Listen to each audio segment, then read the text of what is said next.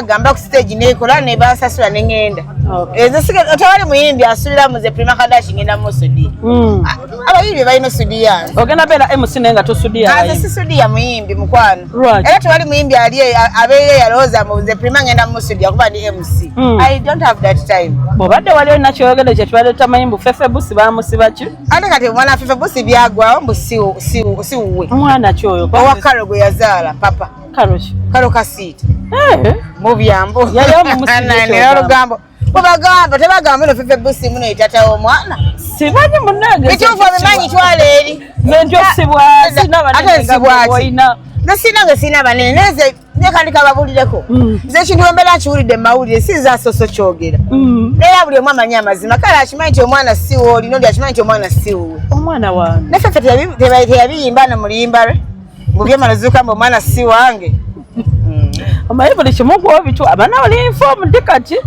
ati muli munaguyingidde guys ate nze siri kabada ogenze n'ogamba Shiba ye muyimbi ekakkiriza akkiriza okwagala omusajja w'omuntu Shiba alina omusajja w'omuntu gwe yayagala ate gwalina bagamba yafuna wa muntu omusajja weli alina abaana babiri n'omukazi ebulaali naye byonna mbiwulira kati twala eri nawe bimanyi bale mama so mpadde amawulire twala eri Shiba kimanyi nti omusajja yayawukana ne mukazi we Shiba nayagala Shiba nange nayagalako abasajja b'abantu si kipya ate si lutalo nze bawe wakwana omuntu oba wakwana nga simanyi nti gy'oli nja kukkiriza waba alina ebisaanizo ati gwamanyi otugambye n'emmotoka gye tubadde tamanyi Tracy Melon gye yafuna teyafuna emmotoka oli n'agamba mbu omanyi gye yagijja ne mugamba nti yenena gye yagijja buli omu akiyina ekigambo ekigambo ki omumwe ati bagamba mbu omusajja yagigula tebabyogera mu lugambo mu kigambo we bagamba nembagala buli omu ekibusuli akiyina naye mama sofuuse analyst kati banango ojja ate ekibusuli tekiggwawo kati buli agamba muneti malaaya nti buli kyalina yakijja mu kibusuli naye oba tolina kikopo osogera nawe genda okitambuze mama so tuddeko katono ku concert bananga abaana bayogera nga mama sombo teyateeka muka anda nedda nayambala let me tell you that day nayambala akapale ne kati nze my thing is big bwe ntambula kambuka which is big my butts my bunda is big guys your bum is big kati woyambala akaskati akampi oba olugoye oba okataddemu munda wotambula biba kambuka but of course I'm not that dumb musobola okujja mu show nga sikoze eki nga sambadde empale then maybe ate neyakuba yakola bwati nga we bakoze ku rostand drum nawaku nno byabalemye because I was not up the stage nadde wansi but omuntu yakuba bwati ne bandaba and it's not my problem nze nayambala empale nze najja bulungi ekiteeyi kyange nga kimala so sina buzibu bakusasula abana ebe wali obanja bangamba sinawula byogerako bajja kunsiba naye nga bakusasula mama so kolera abantu leka munaye sina gansiba baŋŋaanye byogerako bagano byogerako naye abantu abo nga babinyo mama so neera sikyevuma because singa salanga sho singa Abitex yalaba my potential to be an MC here and it's not that I'm working for free, I'm working for money. So ndowooza era buli kibi kivamu ekirungi. I'm grateful for that opportunity. At least nafunamu ekisinga. Bagamba emikolo gyakuluma mbu tebaakuyita mama so manyi tukufollowinga. Tebalina kumpita. But let me tell you one thing. Omanyi lwaki nanyiiga? Nze nalanga show nga Prima with my full chest. Ng'omuntu ayagaliza George. Nze George samulangira mbu njagala kuddawo naye. Actually, Sikera, Machana address this issue. Let me address it today and for once and for all. The judge namulangira ngo omuntu amagaliza to go back on stage. Amagaliza nti I know his hustle the itamu. I was getting information. I knew everything that was happening on ground. And I knew how much Chisha damaging his career ngomuyimbi. So judge being back on stage, it was a win for me. It was a win for him. It was a win for the kids. It was a win for Hindu. It was a win for the fans and everyone. Omukolo Gwa. Naye munange event emala okugwa. Abantu zawali planning emikolo gyabwe eyo basirise yetamanya. Me as someone who did everything with good intentions, I didn't have a problem with that. Because whatever George does with this money is not my problem. But the fans were attacking me. Bachifananya nganze abadde yesiba ku George all along, of which all along babate bachindaga ngananga nga they like abantu banyina bali bagambanga mbu Prima wesibe ku musajja ngolanga show bebe bangamba Prima ina abantu webale kulanga show bebamu because omukolo gwali after 1 week bebamu bebali nga baseka nga banteeka wansi nga omukolo guwedde so they're making it look like me I've been trying to oba munne nesibe ku musajja mukati awasizza omuntu omulala bali kati nze nsembye nakyo osegede of which it was not like that ndineko events zaabwe zi press conference najjanga ne baby wange era abana abamanyi bakimanyi najjanga naye ne ku Sheraton nali naye buli sawa ne ku zi press conference yalingawo nga Emily Bali because my boyfriend is my manager yagamba kati yambala boti yaludde from like October he's been my manager naye byeshonga nanga nga yangamba kati kuyambala boti kati kola boti kati yogera boti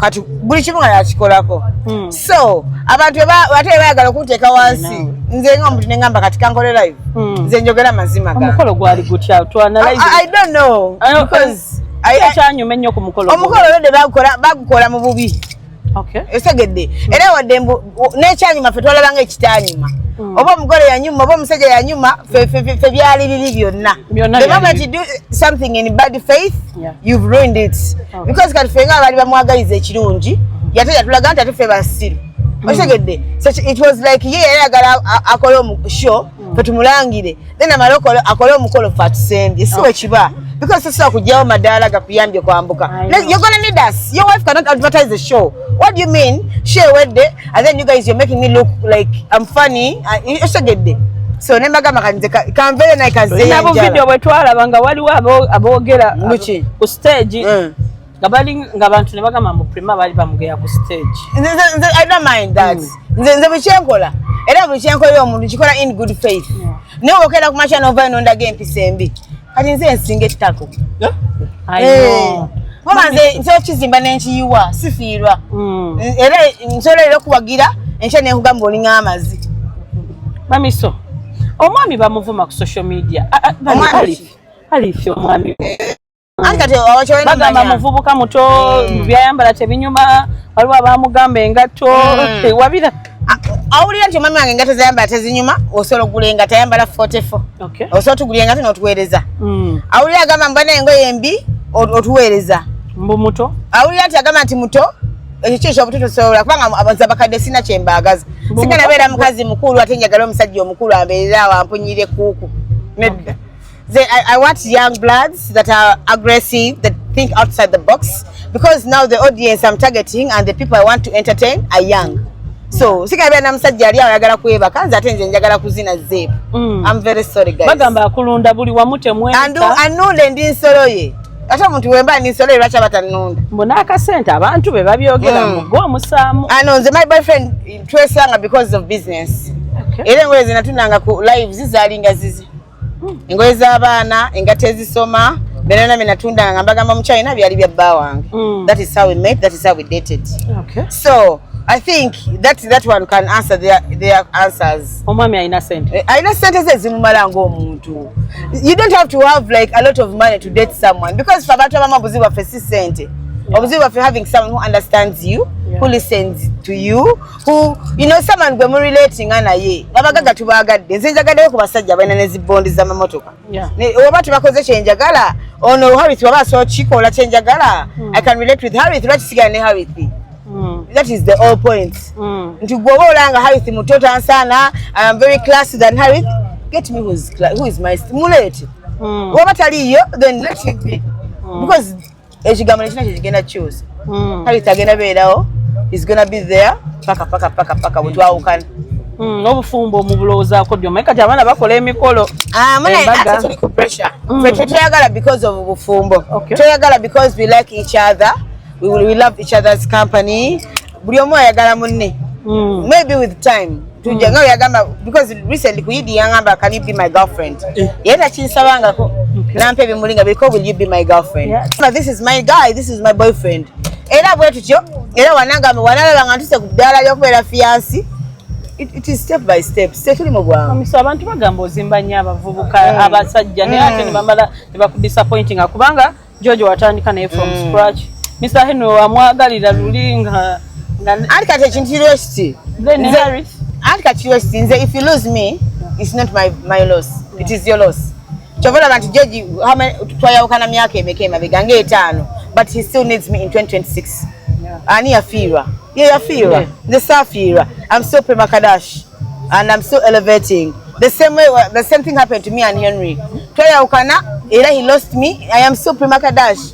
Era Henry obayagala okumwogerako right now. He has to be where I am at. Yagambe engato z'omwami mbu. Era yali alina okwogera bamunyigeko awo mu kaboozi. Ostegedde. Buli muntu aba alina okwogera ku Prima Kardash. I know. Ostegedde. So if you lose me, it is your loss, not mine. Ostegedde. So the same thing to my baby. Nze sina buzibu. Because I love people with my heart, genuinely. Sagala abantu nga I have expectations. Mbate nkwagadde kubanga olina emmotoka ennungi nedda mukwano. Nkwagala ng'omuntu era tuba twawukanye era twawukana ng'abantu. Kyekikwawula nabo oba mama. No, nze Prima nina ebintu byenjagala. N'omusajja abaako n'ebintu byeyagala. Of course, if you guys fail to align me, the only way to make peace is break up. No funo abantu bangi. Wenange mwe. Ensolo nyingi ziri awo zitaya butaya. Mami so. Ngotunula nsolo. Aliwa akataleke kaibula. Ali soyo mwasinkana wa. Aha, twasinkana because we are doing business. He sent me a message nangama Prima nine duka. Njagala ligalawo because njagala kukyusa mulimu stoko. Bona yatunda bintu by'abaana. Njagala kukola bilala. Nangamba njagala okola onangire stoko wange. That's how we met. Nembera nga tuna stoko ku live. Na buli tunda I have commission. Then we started going out together. So wagamba tujja fiira mu firimu wekka.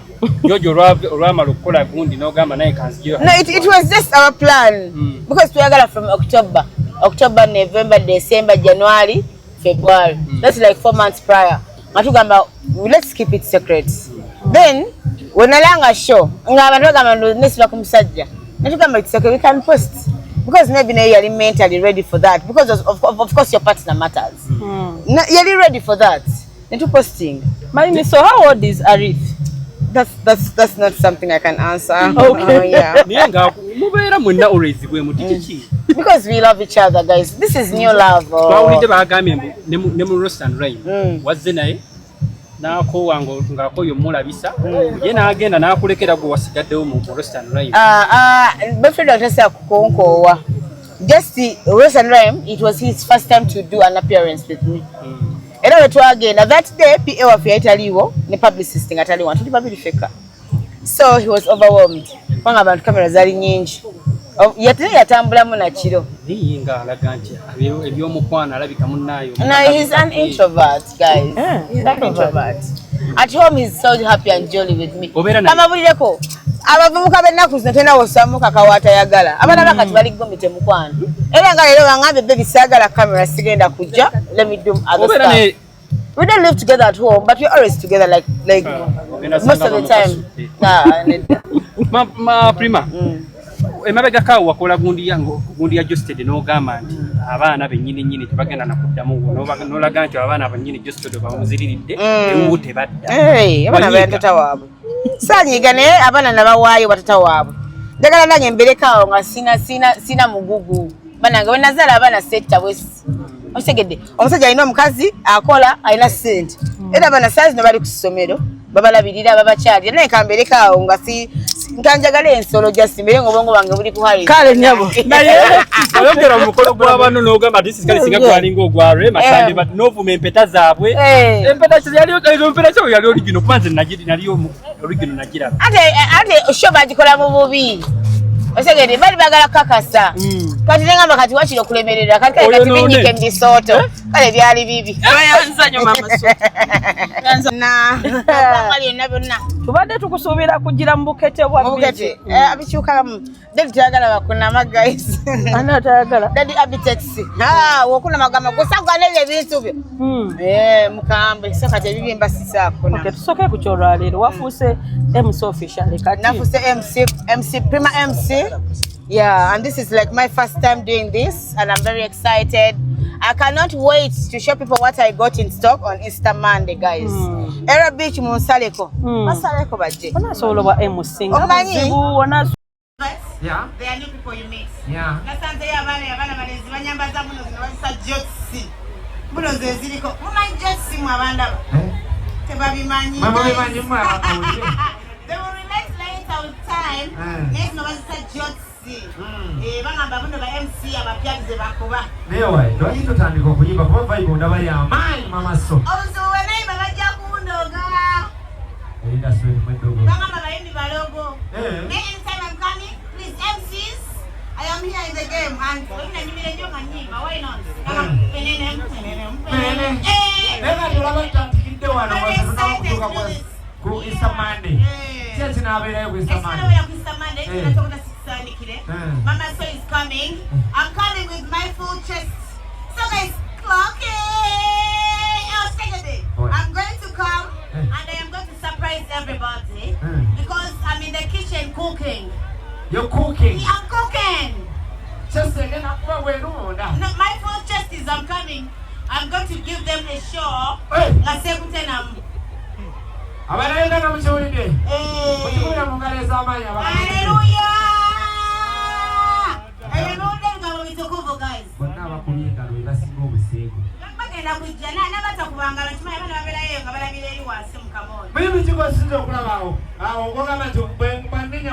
What?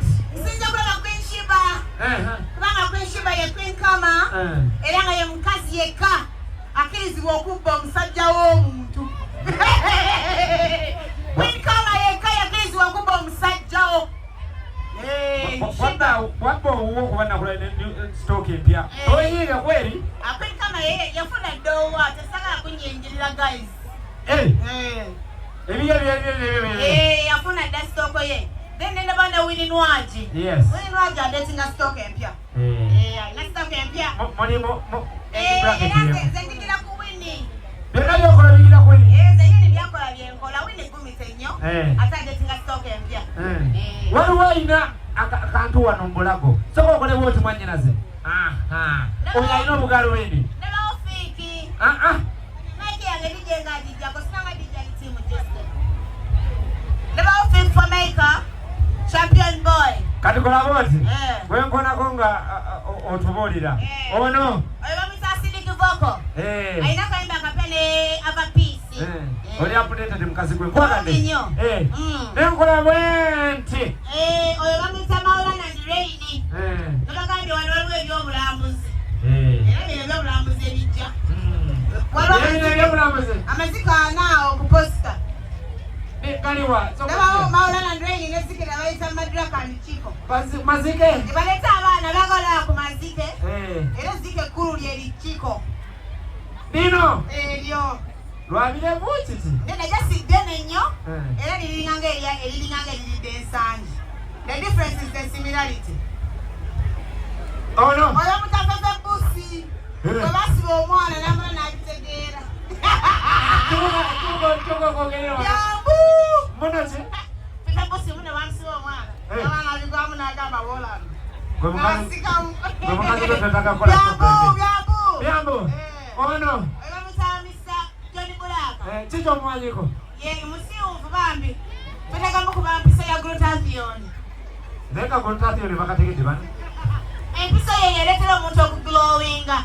Nabeera nga njirira bwe wagenda nga bamugamba oli gomite. Bakumpere singa ng'ogamba omusajja. Byambu. Ate ono. Oyo bamuta abapiisi. Kiki omumanyiko? Yayimba akayimba akabi ne mugambako. N'anvuma binnyo. Naye I'm glad that wadde yanvuma yakyusa. Yakyusa? Atunulayo mukabada nakyusa. Naye se tumanyi kyamutuukako. Ayinza okukoma mu bayimbi abatandika. Asirise nnyo. Alina okulwana ennyo. Amatasa omwerabira. Ng'oli kumite. Bano ababiri bano. Abisa Catalana Likando. Kiki omumanyiko? Baba emmotoka ekwatela bayigabiri.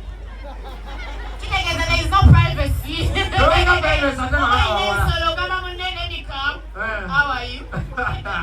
Ate nkwaga tumamaso. Ono. Olwatanswaka. Kiki omumanyiko? Agezze amanakunaku. Wagombye. Byambu. Mukazi gwe. Waliwo ono ng'ano Olwatanswaka melon. Mwana omwana obulungi aliko. Akafuna emmotoka empya. Kubanga yimba. Yena gyagijje. Kyeyakozesezza buli omu akiyina.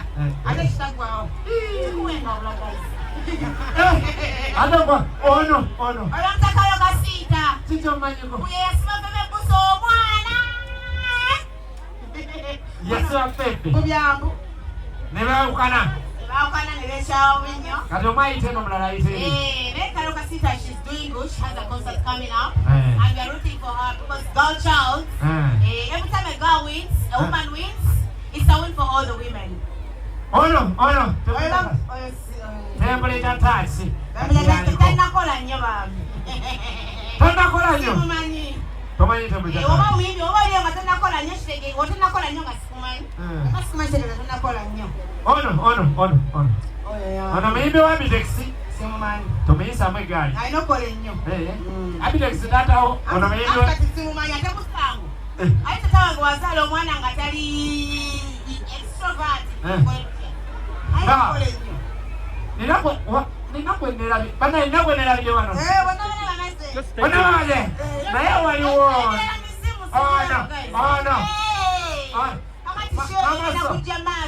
Mama so. Okuva obwedda n'obwedda tukolagana babiri.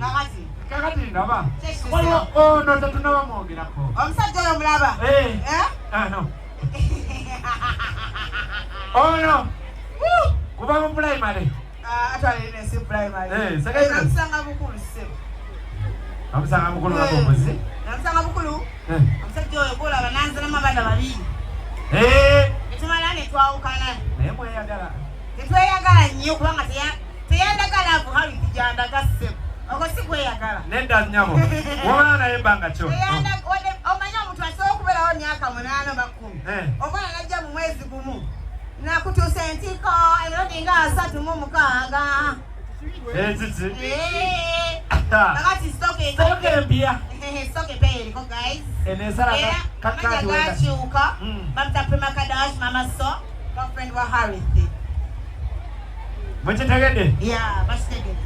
Naye nga tina tata so why not? He's my baby daddy and of course I don't wish him bad. Magaza ebirungi ebisinga. Era abafani batata so basaleko. Kati mbuuza akasembayo kunze. Nga babatadde muki? Mulumwezi tata so. Ne babasibiramu mwaka mulamba. Kyekiyinza okuvaayo. Tewali. Ate stoke empya nga bakusibiddeyo nayo. Mwaka mulamba temuli. N'akaana akato. Mama so wetuulire. Mubiwulidde? Kale tukole wetu abe mutyeni taata. Sebo mwabamu ku bavujjirizi abashow yaffe ku Easter Monday, so tubadde tusaba otuwulire ku bantu temuteeketeekedde naabo abagenda okujja okkuba enguli. Aero Beach atuwulire how safe is Aero Beach and what's going to happen that day. Thank you so much. I'm called Neera Sydney, assistant manager and operation Aero Beach. Aero Beach on the 6th April, Easter Monday. Aero Beach is open to all the full blast of music at the beach, and this come in, make sure that you enjoy the facility, the playing, you also enjoy the animals which are there, the sculptures. We call them animals, but they are sculptures. We also have Kabaka's sculpture up there for those who are the Kabaka's children. So this place always welcome all kind of people in, young, mid-age, and the old one. So when you come, businesswoman. Man, Geosteady. Ngamba Prima. Okay, Prima. Businesswoman. Ate Geosteady muyimbi. Tuli muntu tumupangisa lulwe. Kati ebyobufumbo yosiyingirayo. Okitegera bulungi? Nkitegedde. Kubanga mama w'abaana tata w'abaana. Era ebyo tubimbuuza, ojja bibuuzako. Ndowooza nga tumaliriza. Ono promota gwe bayita Nobert yeesimbyeyo ku bwa eyala wabirabye munnange. Tumusabira buwanguzi. Mukama amuteeremu essaala mu bintu ebyo. Ogenda muwagira. Gw'olaba abusaana ye.